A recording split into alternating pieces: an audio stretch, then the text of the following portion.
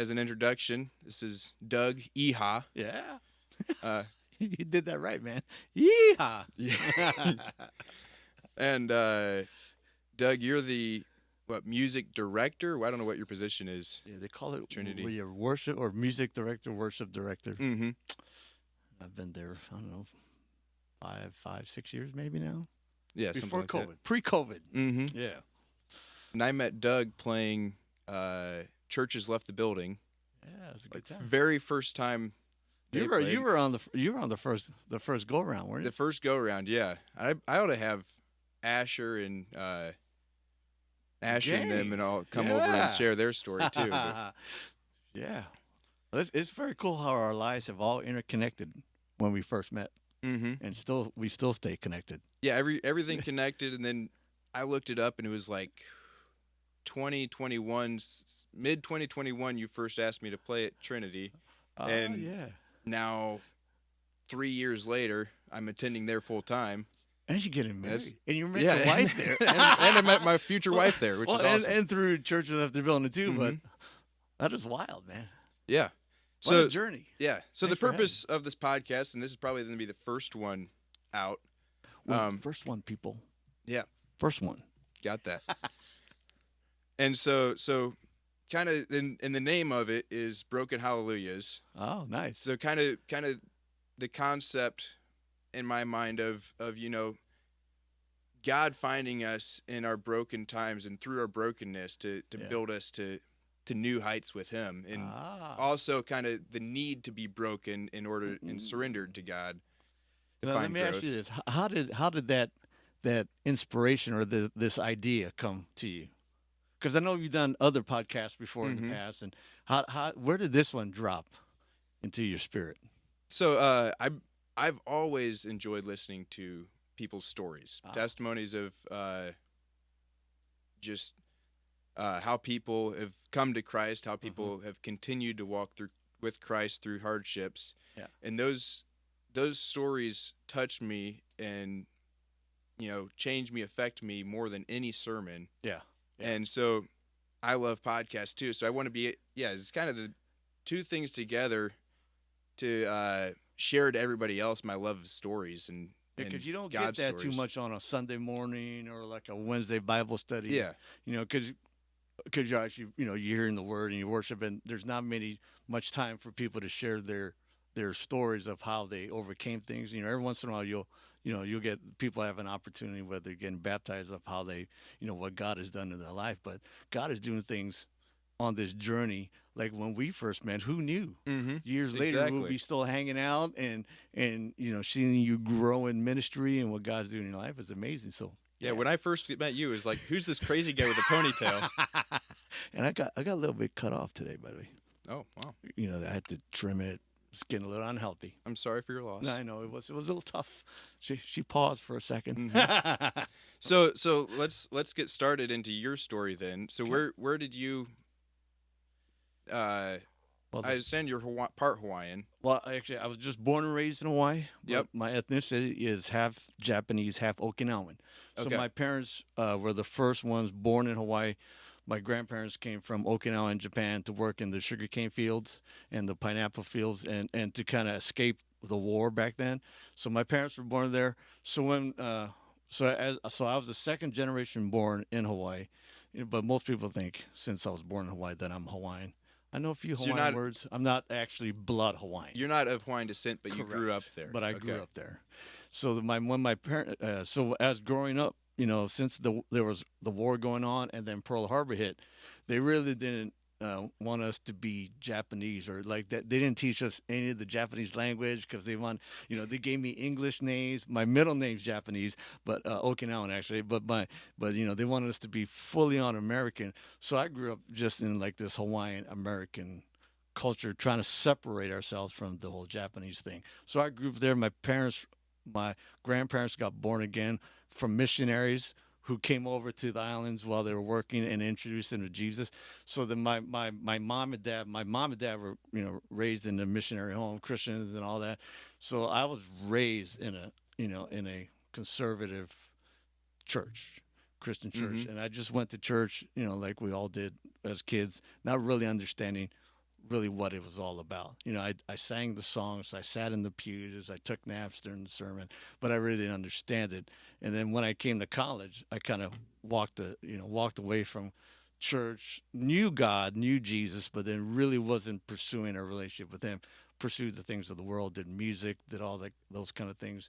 Went off into, in a whole crazy world of drugs and alcohol and that to kind of numb the pain that I know now that what I was doing, I just was, having this big old party.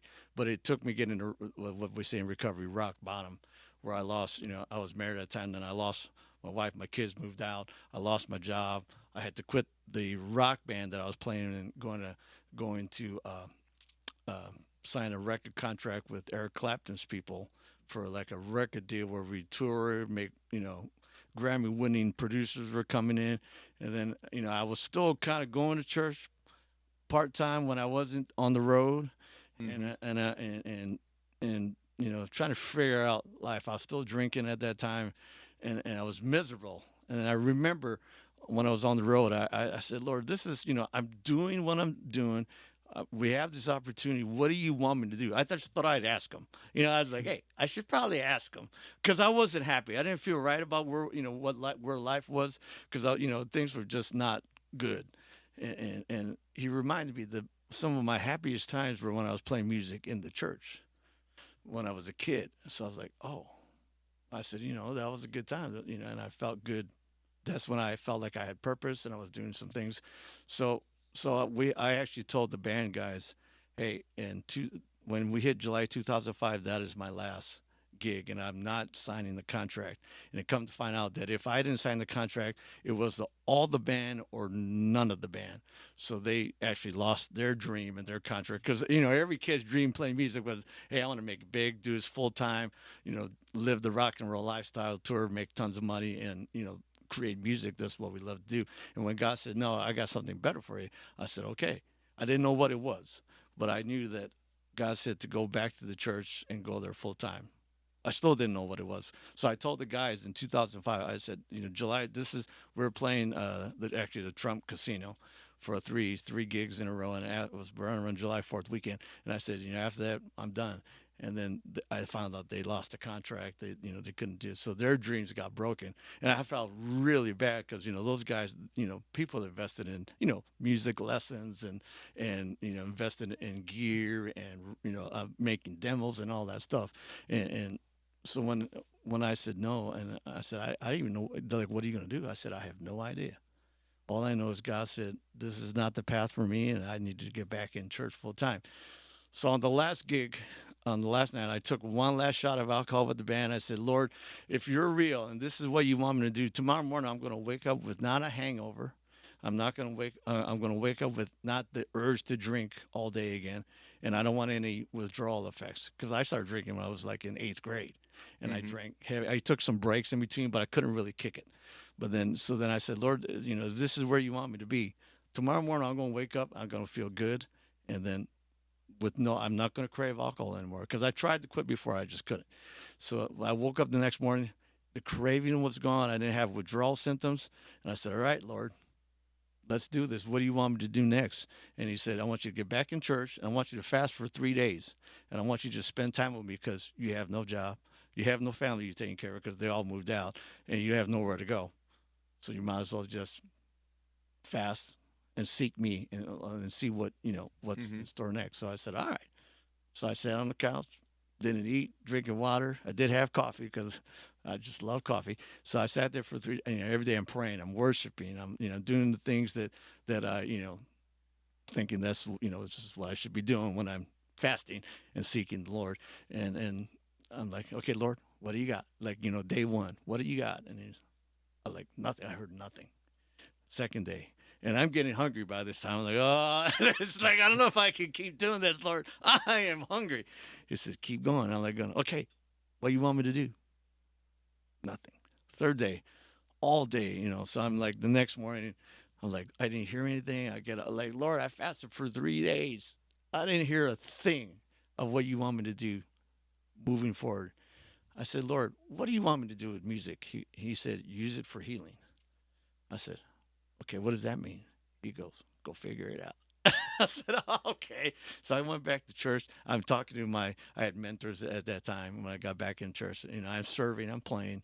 And I'm like, what does that mean? And he's like, well, I don't know. You should spend more time, praying and asking the Lord and getting closer to him. And they said, well, until you find a job, why don't you just come serve at the church? So I started spackling walls, painting, and doing whatever, cleaning bathrooms. And I just did that and served on the worship team. And the worship pastor, a new worship pastor got hired, and he was actually pivotal in propelling me into a life relationship with Christ using the gifts that God has given me.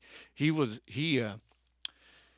serving in church, but he was the music director at one time for Kenny Rogers and Ronnie Millsap. So he was touring. He got discovered. He played with Amy Grant. He played with Ray Charles and all these guys. And God told him, all right, now you need to get back in church and be a worship pastor and raise up the next. So it was generation. another man with a similar kind of thing that you could relate to. I was like, what? He goes, all right. So he goes, I totally get where you're at, Doug. So we would have coffee. We talk about stuff. He shared his journey of how we got there. I mean, he told me the night before Sunday morning, he was in church. Saturday night, he was playing for 15,000 people in a stadium.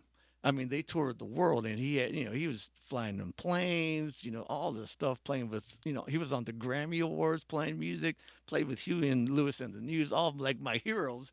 And he's playing with them, and he goes, God said, no, give that up. Well, I got something better for you. And he came back to church, and we met, and so we went on this journey. And once I realized it's not about works and doing things about a relationship and getting to know God, then it took me on this journey on, okay, Lord, let me get to know you so that I can know then who I am and what you want me to do. So it's been this journey, kind of like yours. You've been on this wonderful journey.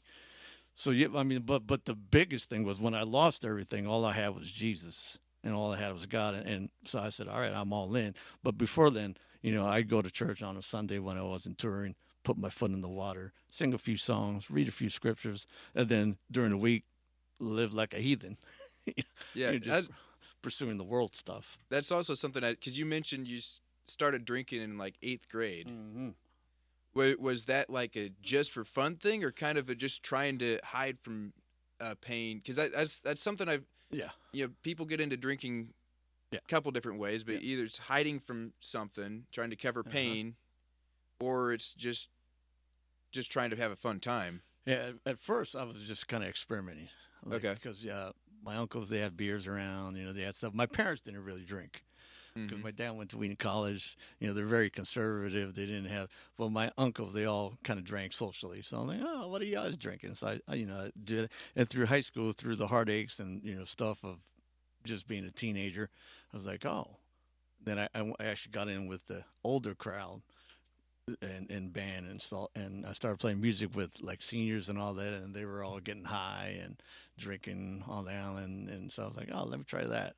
So I kind of stumbled into that, and then as life got tough, sometimes as you're a teenager trying to figure out life, and there's all that dating and trying to go through that and broken hearts and all that. I found out that if I got high, sometimes you could push those things away.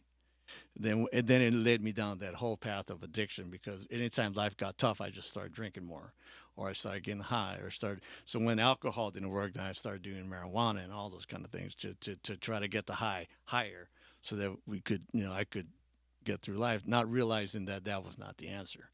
So I went on this whole journey. Then it got bad, then I realized, well, alcohol wasn't the answer.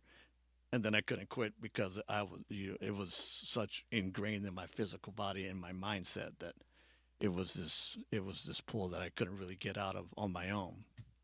So then July of 2005, then you're able to withdraw from it completely. Yeah. Without the withdrawal symptoms, which is a miracle from what I understand from a medical standpoint. Oh yeah. You can't just pull straight off alcohol or you'll die. Yeah. Like, I've walked friends through, they're trying to quit alcohol and they go cold turkey and they're on the couch throwing up, shaking, they're in pain and all that. And then the next day I wake up, I'm like going, man, I actually feel good. Let me have a cup of coffee. And I didn't want to go do a shot of whiskey or drink a beer early in the morning Excuse me. Sometimes I used to drink all day if I didn't have something going on. Unbeknownst to my parents. Yeah. Don't do that. Yeah. They had no idea. My dad kind of had an idea, but my mom was, they were in a whole different. I was out here in the States, so, but they were praying for me because they knew something was going on. So when you were asking God what the next thing is to do, what was that thought process like? And as far as like he's telling you to quit the band, you don't want to quit the band. You don't want to. Oh, that was a wrestle.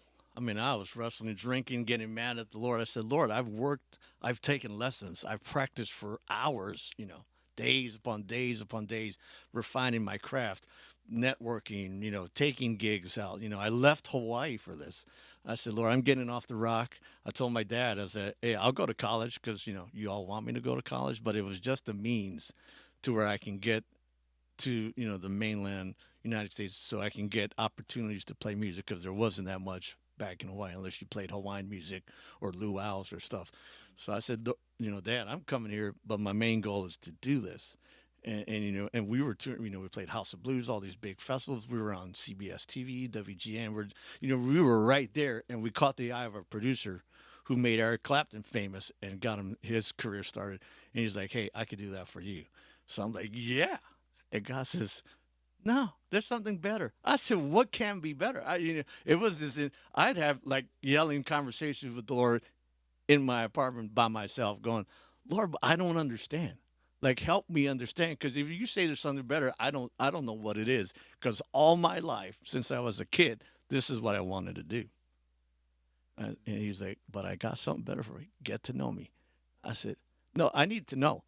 Like before I say, okay, I'm walking away from this, I need to know what I'm walking into. He goes, it's me. I'm not going to tell you yet. Because every time I'd ask, he goes, just find me. Okay, but I need to know. Like, what is that? What does that look like, Lord? So, it was and I asked that because that spot is what I'm trying to highlight of sorts. Is that place of brokenness or surrender when you have to let go of everything that's important to you in this world to follow after God. Yeah, and it's. So in recovery, we see a lot when somebody hits rock bottom, that's when we know God can move in, because then they're at their lowest point in life. They've got nothing left to hold on to. See, when you're going down this spiral hole, you're still holding on to something. You're holding on to alcohol. You're holding on to your pride. You're holding on to things that you think you can do to get yourself out of the hole, when really it is because of the things you thought you knew that got you in the hole. But Jesus is the only one. So I never fully surrendered to the Lord. Like with anything, I didn't surrender my dreams. I didn't surrender my desires. I didn't surrender even my hurt, my pain. Because a lot of times, like you say, drugs and alcohol, we use it to mask us. That is just a symptom of a deeper issue. I was dealing with rejection from a marriage that was just horrible. And before that, bad dating choices and just making bad choice after bad choice, where you get your heart wrecked, you make bad career choices, and you're in a job that's miserable. So I'm doing all these things to mask the pain instead of deal with the emotional things that was at the root of everything. So until I was willing to say, all right, Lord, I give you everything. Even my dreams, I lay it at your feet. My hurt, I lay it at your feet. People that I'm mad at, I lay them at your feet. People that I don't like, I lay them at your feet. My wife, who I was separated at that time, I lay her at the feet. And it was an unhealthy, just a miserable marriage. Even my kids will tell you that, like, Dad, we don't even know why you all hang out. Like, this is nuts. Like, we could see this is not good. And it caused them to have some issues, later on in life. But, until I let go of that and say, okay, God, you are actually the king of my life, because I tried it on my own. I tried this, I tried that. Alcohol didn't work, drugs didn't work, friends didn't work, people didn't work, career didn't work. All these things I thought that would make me happy or find me joy did not work. So until I went through all of that and realized everything I thought that would work wasn't working, I said, God, it's all you now. So it's when you get to the rock bottom where you like, okay, I've tried everything. I can't do it all. I can't do nothing. Lord, what do you want? I give it all to you. And at that point, then God says, okay, now we got something. And so that's the next day. Everything changed. Life is totally changed. I never went back that way. So you 180 change. Yeah, total. Leave everything behind. So you're fast for 3 days, and then you start working at this church. Where's this church at? Well, I was just volunteering. It was in Bloomington. In Bloomington. Yeah, Okay, so First local. Assembly of God Church. And I was there for 10 years before I moved out this way. But yeah, and I met one of them. So when I was on the road, I would go to that church to attend because I was living in Bloomington. And then I would go on the road and, not go to church for months at a time. And then I was like, oh, it's Sunday off. I'll go back to church and hang out. And did you attend college in Bloomington too then? I went to college in Northern Illinois in DeKalb. Okay. So after I graduated, I was still playing music, lived up in Oak Park area. And I moved down to Bloomington in 2004. Okay. It was the next year then that... And then I was like, okay. Because at that point, my wife at the time, we separated in 2004. She moved back up to Chicago, took the kids, took the cat, and then I got laid off from my like a regular job I was working, and then I quit the band. So I had no friends, no family. I just had church people that I really didn't know very well because I wasn't there that often. And I said, all right, I'm going back in. Yeah, but it wasn't until I surrendered it all. A total 180. And then I said, okay, God, you did a miracle. Why I don't feel like I got to drink. I said, but you're going to have to deal with all this other stuff now that, all the emotional things that I've refused to deal with. So, it's kind of cool that, so then a friend of mine comes and says, hey, Doug, they're looking for someone to play a worship team to play in a thing called Sub Recovery that they're starting up with. It's like a 12-step Christian program, not only for alcohol, but for codependency, every kind of hurt, habit, or hang up. They're like, hey, you want to join? I was like, Lord, is this? He goes, join. I'm like, okay. I said, I'll do whatever. I wasn't even a worship leader at that time. I was just going to play bass or something. And I said, yeah, I'll help you all out. So, so then I was like, okay. Because in the meantime, I went to college just to say, maybe I should become a music therapist or, do work with, hospice care with music and seniors and all that kind of thing. And all the doors were like, sounded pretty good, but wasn't the one. And so I just kept serving the church. In the meantime, I found a part-time gig in a regular secular, just doing a regular job. And then Celebrate Recovery came up. And right before, we were practicing and we didn't sound that good. It was all, a lot of people were in recovery. So we weren't that good. We were just, playing. And right before we're having the first meeting where we're going to actually do and open it up to people and have a meeting, one of the ministry leaders goes, hey, Doug, I think you should lead worship for the first meeting. I said, I didn't know how to lead worship. What are you talking about? They're like, I don't even sing. Like, I never sang in a band. I was always the one like, yeah, don't sing. You can play, but don't sing. So, like, I don't sing. They're like, well, God's telling me you need to lead worship. I'm like, okay, what does that look like? They're like, I don't know. We'll pray, and you just do what God tells you to do. I said, all right, we could do that.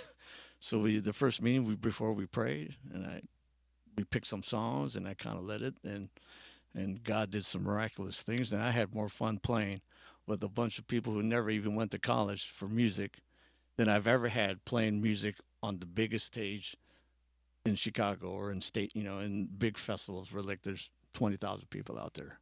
I said, okay, I'm starting to see what you mean, because people were crying, people were getting touched by the Spirit, people were just worshiping, feeling God. I'm going, whoa. And I felt God in a way I didn't feel God before, corporately, because I was in a conservative church. And I'm going, whoa. I'm starting to see what you mean. I'm like, I could feel you, Lord, in a real tangible way. And I could hear, he was telling me things to say, songs to say, and I don't remember what I was saying after, and people going, oh, I needed to hear what you said. And I'm going, what? I don't even know what I said.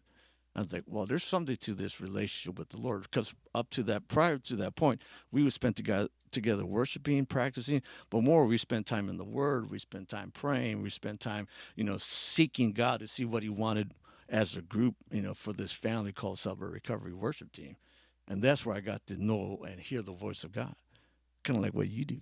Yeah. How we've seen you grow in that area. It's awesome. So, yeah, it's kind of wild how, God says, but he didn't show me the whole thing. He just said, hey, here's the next step. Go back to church. Go clean the bathrooms. Oh, hey, there's a thing called Celebrate Recovery. Say yes to that. Okay, I'll do that. What does it look like? Don't know, but you'll figure it out. On this. So this is this journey. When I first said yes to the Lord, after in 2005, saying, "All right, I'm all in. I'll say yes to whatever you want me to say yes to, Lord, even if I don't understand it. But if you say yes, I'll do it." And then when I say yes, then He opens up another thing, heals another part of my soul that I thought that was hurting when I said yes and stepped down into something different, which I never done before. I would say, "Okay, Lord, maybe I'll do this for you," or I'll quit drinking and then you do this. Never worked because I wasn't saying yes to Him. I was just saying yes so that my life would be better. Mm-hmm. But when I said yes because I loved Him, then things began to change. Yeah, and that is there's something to just saying yes and allowing yourself to be the vessel, not trying to be in control. And I've found that you know helping play during worship is when we're practicing before the service. I sound real clunky or whatever, and after it's like, Lord, just take control of my hands for the service, and then everything seems to sound right. Everything comes together, but it's not me. It's the Spirit working through my fingers. And I realized that in Summer Recovery because the worship team that we put together was all the people that didn't pass the audition for Sunday morning. Like they weren't good enough to play on Sunday morning, but we're like, "Hey, you want to play? We'll take it." And we're practicing, and we're like, the first time we did it, we were like, "Man, this was absolutely horrible. We were out of tune. We were missing notes." And then people were coming up after crying, "That was the best worship we ever heard." I'm like, "What are you talking about?" It's like, like you say, God comes in even and changes how we play, takes control of our hands and just, flows. But the anointing goes and it changes the sound from when we actually sing to it hits the speakers and reaches somebody else because they're like, "Oh, I love the way you sang." I was like, "I was out of tune. What are you talking about?" In my head. And I'm like, "Thanks." But I go, "Man, God, you really are in this because you changed a ragtag bunch of people who can't really play together." And it's like if anybody paid to come see us play, they would ask for their money back and walk out. But God came in and just totally changed the sound and did what He needed to do to heal people. So I was like, "Oh, okay, there's something more to this." But yeah, but we got to say yes to the Lord first. Like really say yes. So how did God work in your life to move you over to the Peoria area? So I was leading worship for Summer Recovery, not on staff or anything, and I was doing that for about 10 years or so, and then in that process, I was going to small group, like Summer Recovery groups, working on my own issues, and not worrying about everybody else's issues, just working on my own. So God was actually healing me from the habits and the hurts and the things that I did in the past to cause me to want to drink so that I could stay free and not go back to the old lifestyle when tragedy came or when hardships came, that I wouldn't go, "Oh man, I wouldn't just run back to alcohol or anything." So in that process, I was leading worship. And then a friend of mine took a church who I was with in Summer Recovery with. His wife was singing with us. He became a pastor and he took a church in Elmwood, out past Peoria, and he's like, "Hey, you want to come lead worship?" I mean, in the meantime, at this other church, I was leading where I would lead worship on Sundays sometimes, and then I would lead worship at different churches, and people would ask the Summer Recovery Band at that time to come lead worship at the church. So I was traveling on Sundays, taking some of the guys, and some of the guy, Larry, who Larry has actually played with me in Summer Recovery. He goes wherever I go. Like, "Hey, you need a bass player?" I'm like, "Yeah." We've traveled to Missouri, Chicago. So he took this ragtag bunch of people, and we started leading worship. And then when my friend took a pastor position out in Elmwood, he's like, "Hey, you want to come be the worship leader over there?" I'm like, "Yeah, right on." So I did that for 2 years. So then I was driving from Bloomington out to Elmwood sometimes twice a day and a Sunday during the week. So I was like, "Ah, shit." And then I was working out in Peoria a lot and Morton. So I was like, "I should just move this way." So I came here and then got plugged in that church. And then I left the Elmwood church and kind of just had a sabbatical, went to Riverside. And then God worked it out. I was still leading worship outside. I never wanted to be on staff at a church because I've seen how working at a church can kind of just kill the fun of serving the Lord sometimes because of all the inner workings of the church. Love the church, by the way. Love the church, people. Love Jesus. Love the church. I love what church does, but sometimes people can just make it a little difficult. People are people. Yeah, yeah. And the churches where all the broken people come to find healing. So I was like, I just want to lead worship and not have to deal with all that. So I just was leading worship. I was traveling and leading worship with a bunch of people and doing conferences and all that. And then I got to Trinity. I was leading worship at a conference in Chicago, and I met a guy named Mike Hutchins. And in the meantime, Pastor Paul called Riverside, and they were needing help with just somebody to fill in every once in a while, lead worship. So the worship pastor at Riverside gave my number to Pastor Paul. Said, "Yeah, give Doug a call. He goes around and helps out the churches. See what he says." So he called me. I was like, "Okay, when I get back from this conference, we'll come meet, and I'll lead worship for you. Why not?" And come to find out, at the conference I was in Chicago, Mike Hutchins was the former pastor at Trinity Church. He was there for 14 and a half years, and then before he went to work with Randy Clark on the East Coast. But he was at this conference, and we were talking, and so I get to Trinity. And I'm like, he was telling me about the church he pastored in Peoria, because we were talking. He's like, "Oh, I was living in Germantown Hills at the time, right next to Peoria." So we're talking about, he knew Riverside, he knew all the guys, he knew her. We're like, "Oh," he goes, "I lived in Chillicothe." So we're chatting all about Midwest stuff. So and he told me about Trinity, but I didn't put the two and two together till I got to Trinity. And I'm standing in the church like, "Why does the church sound familiar?" And I'm talking to the sound guy, and Phil goes, "Oh, you ever meet a guy named Mike Hutchins? He used to be the pastor here." I'm going, "Wait, I was just with Mike." So I take my phone, I take a picture with Phil, and I text Mike. I said, "Guess where I'm at?" He's like, "Hey, tell everybody." I said, "Hey, So I was like, wow, what a small world. So I was helping out with Trinity and having, enjoying it. I could feel the Lord. I could feel, God's presence. And I went out to breakfast with Pastor Paul one morning, and he's like, we were going to hire this couple to come and be the worship directors from Florida. But God's saying to pause that and see what you think about coming to, be full-time at, part-time at Trinity and be on staff. I said, "Ooh, let me pray about that one." So I was praying, and I called Mike. And I said, "Mike, hey, what do you think?" I said, "They want me to come over to Trinity and be on staff there." He goes, "Doug, some of my best ministry times, even to, when he traveled the world, he's seen miracles. He was in Brazil, seeing dead raised, and all that stuff." He said, "Some of my best ministry times were at Trinity. I miss those guys. And you would be a fool not to go and partner with them." I said, "Okay." So I called Paul. I said, "I'm in. And this is this is where we are now." But it took me saying yes to go in there, yes to go to the conference. God is bringing all these people, networking, and into our lives. Our paths are crossing, so that we can not only become family, but we can do what God has called us to do. Because you make me a better, person as I walk with the Lord in the journey.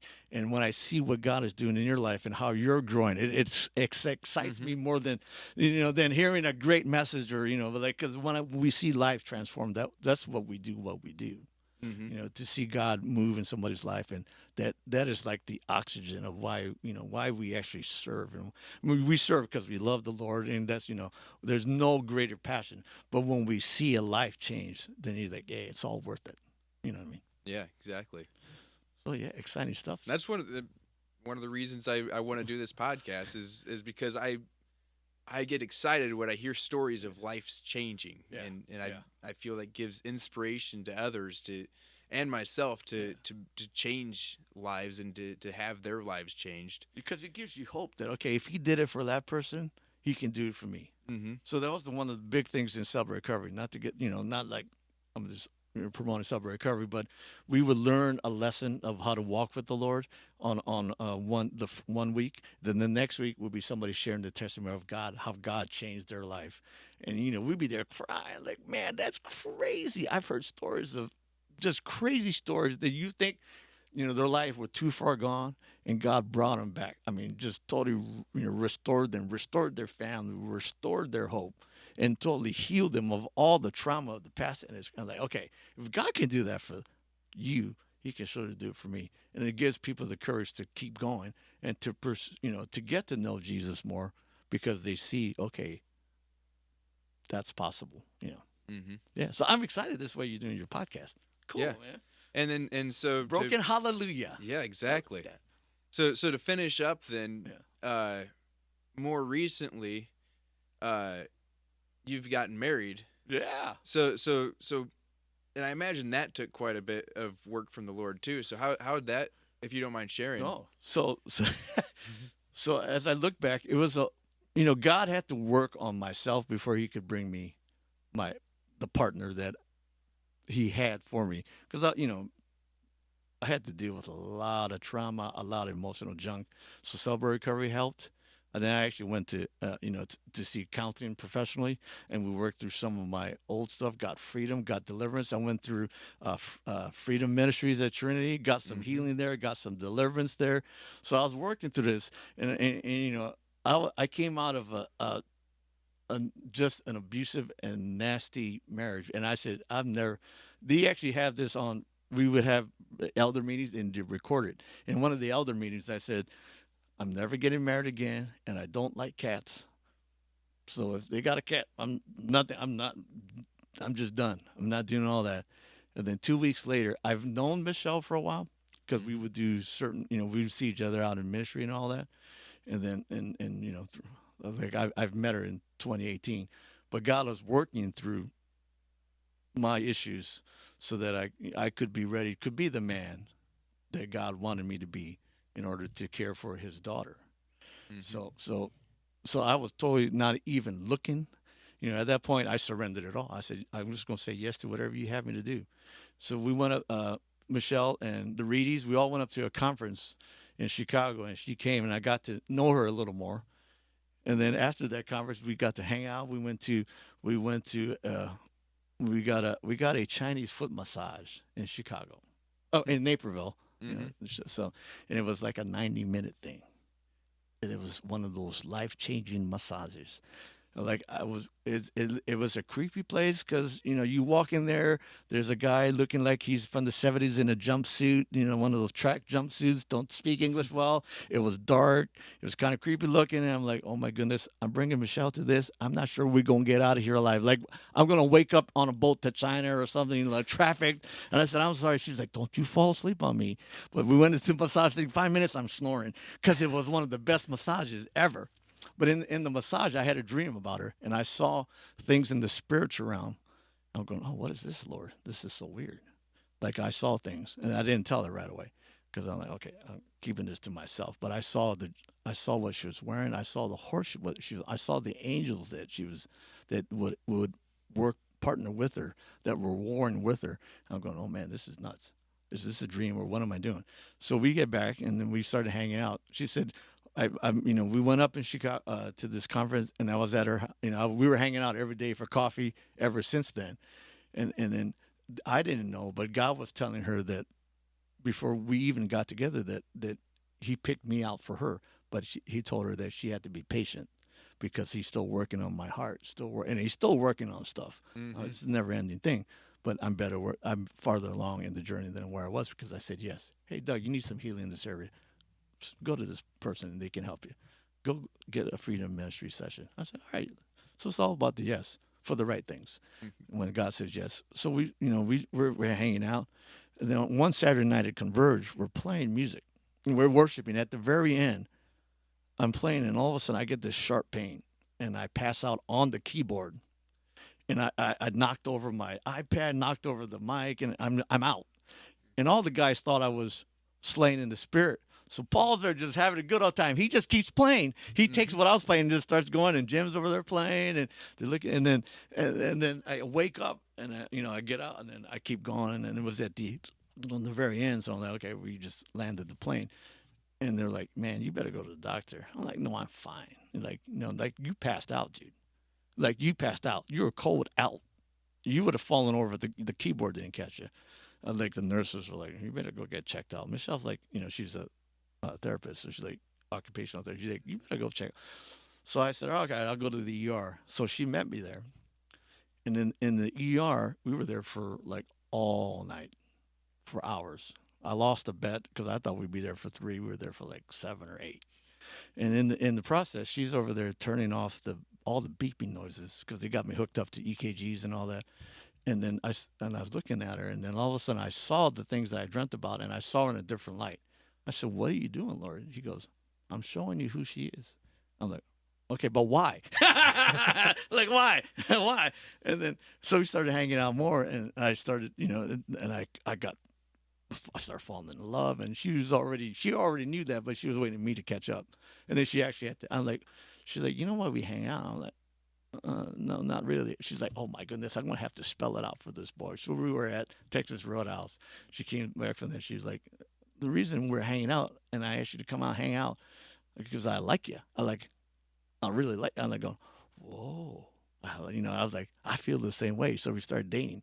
So we actually went on our first official date September 3rd. We went on a actually evangelism outreach in Springfield. September 3rd, we were engaged in October. God set that up too, because I didn't have to do a thing. Went up to Hub, and Nancy hooked it all up. Heidi Baker was there, proposed, wrote a song.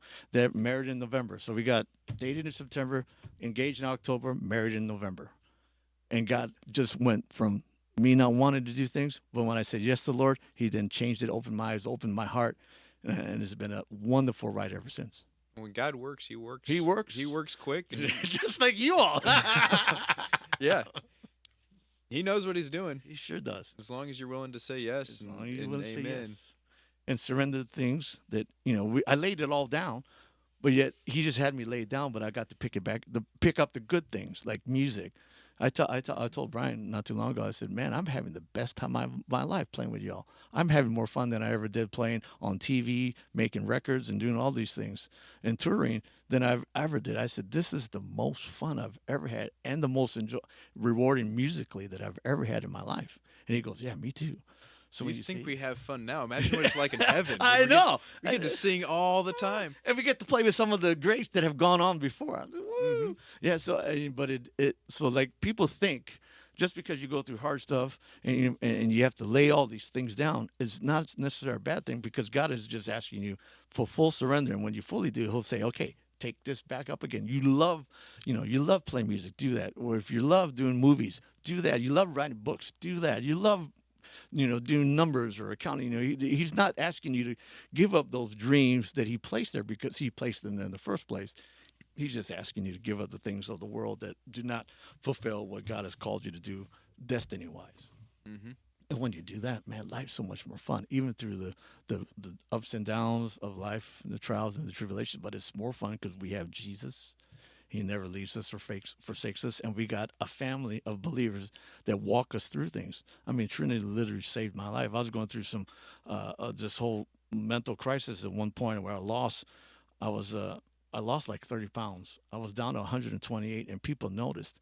So these wonderful ladies at church started making me food, especially Shirley. She would make me food, send it home, and I started gaining weight. She made this Holy Ghost anointed matzo ball soup, this Jewish thing. Never had matzo ball soup before, loved it, ate it all. I started gaining weight back, and they prayed for me. They surrounded me. I spent a lot of time at the churches worshiping, and they just, they walked with me through it. Totally got me back on track. Emotionally, physically, healed me. God healed me, and then I found my wife, unbeknownst to me. Yeah. So as we land the plane, is there anything on your heart to share with our audience before we shut it down? Well, I'm excited because there's a thing, because the testimony of a person trumps anything. You could hear all the preaching you want. You could hear and those things inspire, because we learn by hearing the word becoming in us. We learn by, preachers teaching us. We get closer to the Lord, but it's up to us to get to know God on a personal level. Jesus, Holy Spirit, all that. But it's the testimony that really, really encourages you to say yes and to step over the line. When I was on the fence, when I heard testimony, I'm like, all right, I'm all in, Lord. You did it for that person. I'm all in. It gives you the courage to have hope, to say yes. So I encourage people to tune in, watch for every new episode, because the testimonies not only will help change our lives, change your life, but help change the lives of others. So very cool, man. You're on to something, brother. Testimony, and God is creating a testimony in you to share with others. We all have a testimony, and He wants you to all to share, because it's for His glory, and it's to share the love of Christ. All right. Thanks a lot, Doug. Hey, thanks for having me, man.